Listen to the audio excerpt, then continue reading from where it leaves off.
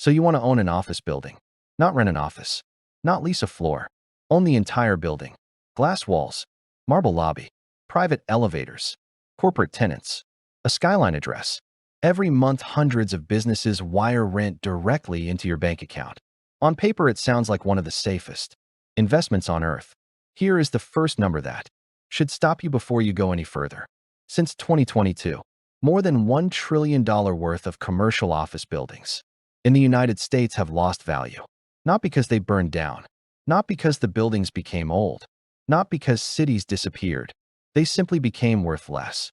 Some towers that sold for $300 million only a few years ago now struggle to attract buyers at half that price. Others cannot find buyers at all. Think about that. A 40-story skyscraper, standing in the middle of one of the richest cities in America, generating millions of dollars in rent, can still become a financial disaster.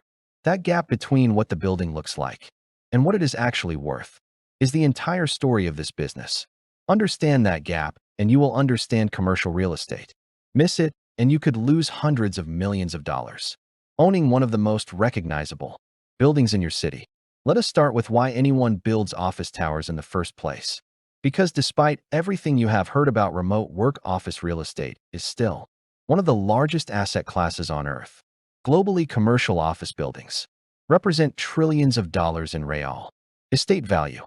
In the United States alone, office properties account for hundreds of billions of dollars in annual leasing activity.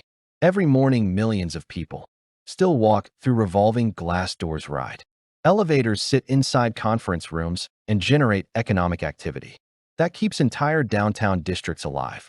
Banks, law firms, accounting firms, insurance companies, technology companies, medical offices, government agencies, investment firms. Every one of them needs space, or at least needed space. Because here is the part almost every first-time investor gets completely wrong. An office building is not really in the business of renting offices. It is in the business of renting confidence. Companies do not pay thousands of dollars every month for drywall, carpet, and fluorescent lights. They pay for prestige, location, convenience, client perception, access to talent, proximity to other businesses. An address on the right street can be worth millions. Move that exact same building just 10 miles away and the economics change completely. You are not selling square feet. You are selling reputation. But here is where the dream starts falling apart. People assume office buildings make money because businesses always need offices. That used to be true. Then something happened. Millions of employees went home. Companies discovered remote work. Hybrid work became normal. Entire floors emptied almost overnight. And suddenly, one of the safest businesses in America became one of the riskiest. Vacancy rates climbed. Lease renewals slowed. Property values collapsed. Banks became nervous. Owners stopped refinancing. Some simply handed the keys back to their lenders. Not because the buildings disappeared, but because the economics underneath them did. We will come back to that. First, let us answer the obvious question. What exactly are you buying? Because not every office building is the same business wearing a different suit. Some are Class A towers, brand new, glass curtain walls, luxury lobbies, private parking, fitness centers, high-speed elevators. These attract Fortune 500 companies' investment, banks and global law firms. Others are Class B buildings, older but still respectable, often renovated, usually leased to regional businesses. Then come Class C offices, cheap, aging, basic, sometimes converted warehouses, sometimes 50-year-old buildings waiting for redevelopment. From the sidewalk, all three might look like office buildings. Financially, they are completely different businesses. A Class A tower in Manhattan and a Class C office building outside a small city do not just earn different rents. They obey entirely different economic rules. Choosing the wrong building before you even close the deal can quietly cost you millions long before your first tenant signs a lease. So you find a building. Maybe it is downtown. Maybe it is surrounded by restaurants, hotels, banks, and train stations. You look up at 40 floors of mirrored glass and think every one of those windows is making someone rich. That sounds reasonable. But here is the first trap. A commercial office building does not become valuable because it is tall. It becomes valuable because the right companies are willing to sign long-term leases inside it. Those are two completely different things. A beautiful office tower in the wrong market can sit half-empty for years, while an older, less attractive building across the street quietly generates millions. The difference is not the architecture, it is the tenants. Professional investors do not begin by asking how impressive is the building. They ask who is paying the rent. Because every dollar flowing through an office building starts with one thing: a signed lease.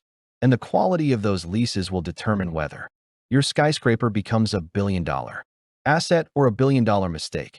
Now let us say you have found the perfect office building. 20 floors, downtown location, glass exterior, a busy lobby, hundreds of employees walking through the front doors every morning. It looks successful. But here is the first question professional investors ask. Not how beautiful is the building, not how tall is it, not even how much rent does it collect. They ask who is actually paying that rent. Because in commercial real estate, the tenant is often more valuable than the building itself. Imagine two office towers. They look identical. Same height, same location, same square footage, same parking garage. Tower A is leased to Google, Morgan Stanley, PwC, and a Fortune 500 law firm. Tower B is leased to 5 local startups, 3 small marketing agencies, 2 businesses losing money, and a company that is 6 months behind on payroll. From the street, you cannot tell the difference. Financially, they are worlds apart. One building is practically printing money. The other is a time bomb. Because banks do not finance buildings. They finance cash flow. And cash flow comes from leases. That is why experienced investors spend more time reading lease agreements than walking through the building itself. Now let us talk about the biggest number almost every beginner ignores. Lease length. Apartment leases usually last 1 year. Office leases? 5 years, 7 years, 10 years, sometimes 15 years. That sounds incredible. Guaranteed income for a decade. Except there is another side to that story. Imagine you leased an entire floor for $45 per square foot. 5 years later, the market rate jumps to $70. Congratulations. You are still collecting $45 because the lease is locked. Long leases protect you when rents fall, but they also limit you when rents explode. Now imagine the opposite. A recession hits. Office demand collapses. Market rent falls to $30 per square foot. Your tenant is still legally obligated to keep paying $45. Suddenly, that same lease becomes incredibly valuable. This is why investors are not really buying buildings. They are buying future income streams. Now let us talk about something called triple net leases, or NNN. It is one of the biggest reasons institutional investors love commercial real estate. Here is how apartments work. The landlord pays property taxes, building insurance, maintenance, landscaping, parking lot repairs, common area cleaning, everything. Now compare that to many office leases. The tenant often reimburses property taxes, insurance, maintenance, sometimes even building operating expenses. Think about how unusual that is. The building costs increase, the tenant absorbs much of the increase. That is why investors love long-term commercial tenants. Because inflation becomes less painful. But do not celebrate yet. Because office buildings have another expense that is almost impossible to avoid. Vacancies. Here is something that surprises almost everyone. An office floor does not start producing money the day one tenant leaves. It often starts losing money. The old tenant moves out. Now you need demolition, fresh paint, new carpet, modern lighting, updated ceilings, glass offices, conference rooms, new wiring, better internet, maybe even an entirely new floor plan. This process has a name: tenant improvements, or TI, and it can cost hundreds of thousands of dollars for a single office floor, sometimes millions, before the next tenant ever signs a lease. That is before you have even paid the leasing broker. Commercial brokers do not work for free. Large office leases often include commissions worth hundreds of thousands of dollars, sometimes over $1 million. Suddenly, that exciting new tenant becomes incredibly expensive. And here is where almost every first-time investor gets trapped. They think, I am fully leased. I am making money. Not necessarily. Because commercial buildings often offer months of free rent, large tenant improvement packages, moving allowances, furniture incentives, parking incentives, signing bonuses. Why? Because attracting a Fortune 500 tenant can completely change a building's value. One major company signing a 15-year lease can increase the property's market value by tens of millions of dollars. That is how powerful one lease can be. Which brings us to the number Wall Street watches more than almost anything else. Occupancy. Not 100%, not 60%, but sustainable high-quality occupancy. Because a building that is And that is 95% before we reach the biggest occupied with financial weapon financially inside, strong tenants, the office is building worth. business dramatically Debt. more than Because one almost that is nobody completely full actually of. buys Businesses skyscrapers about to with cash. disappear. Most first-time investors think buying an office building is the hardest part. It is not. The hardest part is surviving the debt. Because here is something almost nobody realizes. Very few people, even billionaires, buy office towers with cash. They borrow, sometimes hundreds of millions of dollars, sometimes billions. Imagine an office building worth $200 million. Most buyers do not show up with $200 million sitting in a bank account. They might invest $40 million, maybe 50. The rest comes from lenders, banks, insurance companies, private debt funds, commercial mortgage-backed securities, better known as CMBS. Debt is not the exception. Debt is the business. And that is exactly why commercial office buildings became one of the biggest financial stories in America. Because borrowing works beautifully until it does not. Let us say your building generates $16 million a year in rental income. After paying for maintenance, insurance, property taxes, security, cleaning, management, and operating expenses, you are left with something called net operating income, or simply NOI. NOI is the single most important number in commercial real estate. Not revenue, not profit. NOI. Because lenders do not care how beautiful your lobby looks. They care whether your NOI can comfortably pay the loan. That is where another metric enters the picture. Debt service coverage ratio, or DSCR. Professional investors obsess over this number. A DSCR of 1.0 means your building generates just enough cash to make the mortgage payment, nothing more. A DSCR below 1.0 means your building literally is not earning enough money to pay its own debt. You are now writing checks out of your own pocket just to keep the building. Banks hate that. Investors hate that. Owners panic. Now here is where everything changed. For years, interest rates stayed incredibly low. Money was cheap. Owners refinanced constantly. Buildings kept rising in value. Everyone looked brilliant. Then interest rates exploded. Imagine borrowing $150 million when interest rates were 3%. Now imagine refinancing that exact same loan at 7%. Your building did not become smaller. Your tenants did not disappear overnight. Nothing physically changed. But your annual interest expense nearly doubled. Millions of dollars gone instantly. That is why office values collapsed so quickly. Not because buildings stopped existing. Because debt became dramatically more expensive. And here's the terrifying part. Commercial office loans do not usually last 30 years like residential mortgages. Many mature after 5, 7, or 10 years. Meaning one day the loan comes due. You either refinance, sell, or somehow repay hundreds of millions of dollars. If property values have fallen, banks may refuse to refinance the full amount. Now you have another problem. You suddenly need tens of millions in fresh cash just to keep owning your own building. Many owners simply could not do it. That is why headlines suddenly appeared. Owners walking away. Buildings entering foreclosure. Banks taking control. Not because the buildings were empty, because refinancing became impossible. Now let us talk about another number investors obsess over. Cap rate, short for capitalization rate. This tiny percentage quietly determines whether your building is worth $200 million or $120 million. Here is the basic idea. If your office building produces $10 million in annual NOI and investors accept a 5% cap rate, your building is worth roughly $200 million. Now imagine investors become nervous. Office demand weakens. Interest rates rise. Risk increases. Suddenly buyers demand a 7% cap rate. Your building did not lose tenants overnight. Your lobby still looks identical. The elevators still work. But mathematically, that same $10 million NOI now values your building closer to $143 million. Almost $60 million gone without touching a single brick. That is the hidden danger of commercial real estate. Sometimes the building does not fail. The math does.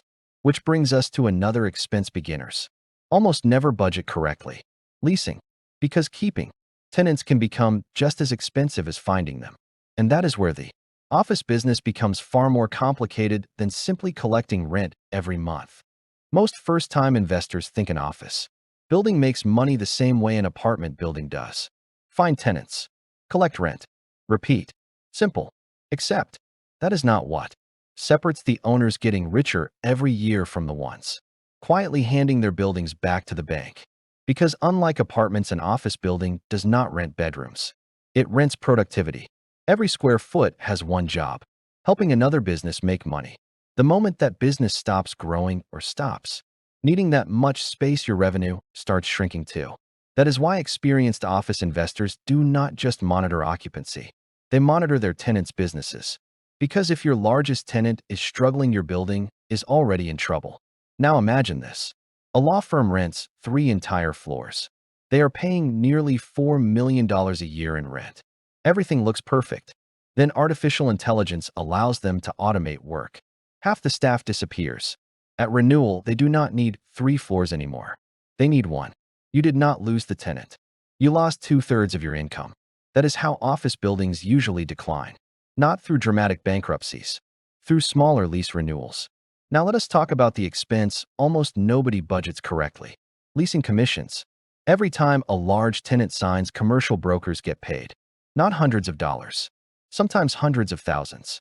On major leases over $1 million. Now combine that with tenant improvements. New ceilings, new lighting, glass offices, conference rooms, reception areas, custom layouts, high-speed networking, modern HVAC controls. A single corporate tenant can require $80 to $150 per square foot in renovations before moving in. Imagine renovating 50,000 square feet. That is millions of dollars before collecting the first rent payment. And here is the painful part. The tenant expects it. Because every competing building is offering incentives too. Free rent, construction allowances, moving assistance, parking discounts, furniture allowances. You are not simply leasing space anymore. You are competing for companies. Which brings us to one of the smartest pricing systems in commercial real estate. Professional landlords almost never advertise the actual price they are willing to accept. Instead, they negotiate. One tenant pays $55 per square foot, another $49, another $60 plus parking. Another receives 6 months of free rent. On paper, the rents look similar. Financially, they are completely different deals. Every lease becomes its own negotiation. Now let us talk about vacancies. Because this is where office buildings become brutally expensive. When an apartment becomes vacant, you repaint, clean it, maybe replace the carpet. A few weeks later, someone moves in. When a 40,000 square foot office floor becomes vacant, the clock starts. Burning money. Security still operates. Elevators still run. Heating still works. Cooling still works. Property taxes still arrive. Insurance still renews. Cleaning crews still clean common areas. The mortgage still gets paid. Only one thing stopped: the rent. And unlike apartments, replacing that tenant might take 6 months, 12 months, sometimes several years. Every month, another empty floor quietly drains cash from the building. That is why investors obsess over something called weighted average lease term, or WALT. It measures how long existing leases continue before expiring. Imagine 2 identical office towers. Both are 95% occupied. They look equally successful. But here's the difference. Tower A has leases averaging 10 years remaining. Tower B has leases averaging only 18 months. Which building would you rather own? Professional investors answer immediately: Tower A, because predictable income is worth more than uncertain income. Now imagine half your leases expire during a recession. Suddenly, every major tenant has leverage. They demand lower rent, more free months, larger renovation packages, better parking. If you refuse, they leave. If you agree, your profits shrink. That is why commercial office buildings do not really operate on rent. They operate on negotiations. Every lease renewal can change the economics of the entire property.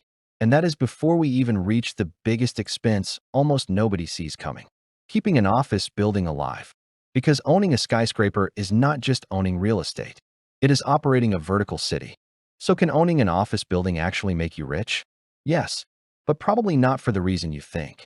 Let us look at the companies that mastered this business. One of the biggest office landlords in America is Boston Properties. Another is SL Green Realty.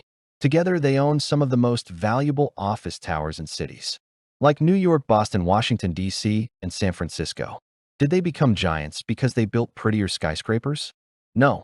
They became giants because they understood something much more important: lease quality, financing, occupancy, and timing.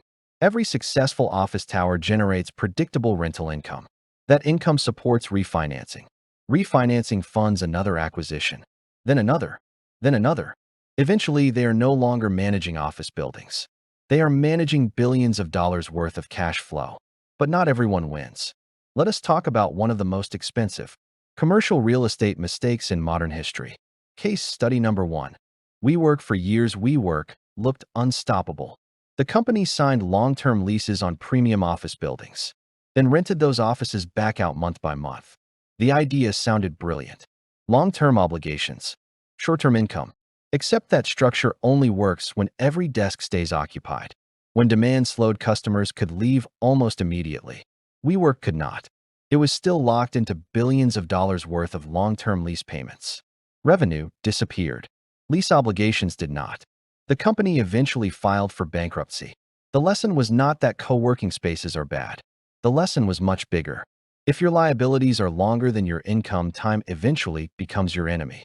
Now let us look at something even bigger. Case study number 2.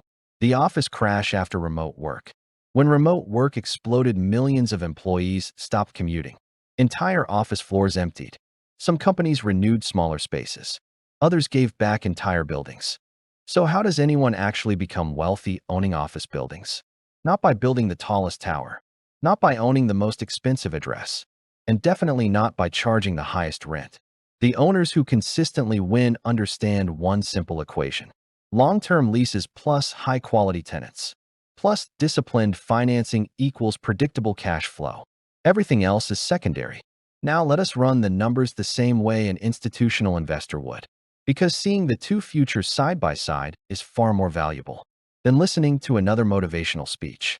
The optimistic scenario: imagine your office tower produces $16 million in annual rental revenue. Occupancy remains around 95%. Most of your tenants renew. Interest rates stay relatively stable. Maintenance costs remain predictable. Only a few floors require renovations this year.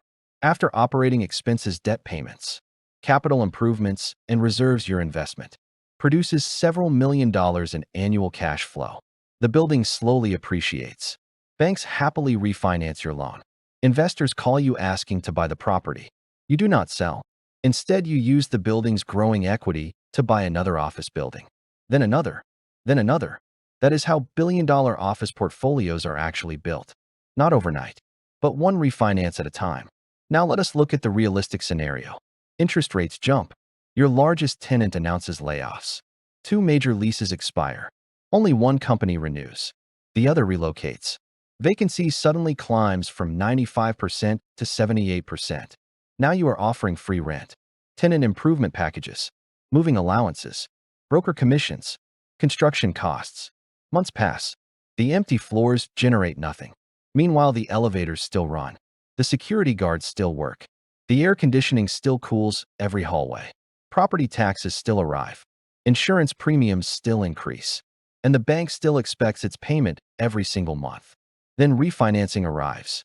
The building was worth $220 million when you bought it. Today, because higher interest rates pushed cap rates upward, it is worth only $165 million. The bank is not willing to refinance your entire loan anymore. Suddenly, you need tens of millions of dollars just to keep the building you already own. The tower did not collapse. The glass did not crack. The tenants did not disappear overnight. The math simply changed. That is what destroys most office investments. Not construction problems, financial ones. Because here is the uncomfortable truth. Office buildings rarely fail because they are bad buildings. They fail because they were financed for a world that no longer exists. And that is the lesson almost every first-time investor learns too late. They thought they were buying a building. They were actually buying a stream of future cash flows. If those cash flows weaken, everything underneath the investment begins to move. The loan, the valuation, the equity, even ownership itself. So if you decide to own a commercial office building, remember this. Your greatest asset was never the marble lobby. It was never the glass curtain wall. It was never the rooftop views. And it certainly was not the corner office. It was your ability to keep financially healthy businesses paying rent year after year. Because empty offices do not bankrupt owners. Empty cash flow does. And that is why the smartest office investors spend far more time studying balance sheets than blueprints.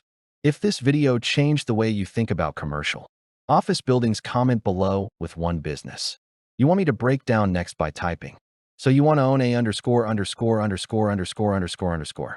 And if you enjoy deep financial documentaries that reveal how billion-dollar businesses actually make money, not the way social media explains them, but the way the numbers really work, subscribe. Because the next industry might look completely ordinary from the outside. But once you understand the economics behind it, you will never look at it the same way again.